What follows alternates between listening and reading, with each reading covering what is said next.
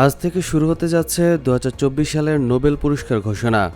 প্রতি বছরের মতো এবারও সুইডেনের রাজধানী স্টকহোম থেকে চিকিৎসাশাস্ত্র, পদার্থবিজ্ঞান, রসায়নবিদ্যা, সাহিত্য ও অর্থনীতিতে বিশেষ অবদান ও কৃতিত্বের জন্য নোবেল বিজয়ীদের নাম ঘোষণা করা হবে।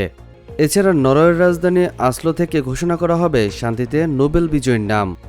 এই পুরস্কার বিশ্বের সবচেয়ে দামি এবং সম্মানজনক পুরস্কার হিসেবে পরিগণিত হয়ে আসছে 100 বছরেরও বেশি সময় ধরে। আলফ্রেড নোবেলের উইলে 5টি বিষয়ে পুরস্কারের কথা উল্লেখ থাকলেও অর্থনীতিতে পুরস্কার দেওয়ার কথা উল্লেখ ছিল না। 1968 সালে দ্য ব্যাংক অব সুইডেনের নেওয়া এক বিশেষ সিদ্ধান্তে অর্থনীতিতে পুরস্কার দেওয়ার কথা ঘোষণা করা হয়। অর্থনীতির পুরস্কারটি নোবেলের অন্যান্য পুরস্কারের মতোই একই সময় ঘোষণা এবং প্রদান করা ছাড়াও পুরস্কারের প্রাইজ মানি নোবেলের অন্যান্য পুরস্কারের মতো সমান হওয়ার সম্মাননার দিক দিয়ে তা নোবেল পুরস্কারের মতোই বিবেচিত হয়। সেই থেকে বিশ্ব অর্থনীতির পুরস্কারটি বিকল্প নোবেল পুরস্কার হিসেবে পরিচিত বা গ্রহণযোগ্য লাভ করে।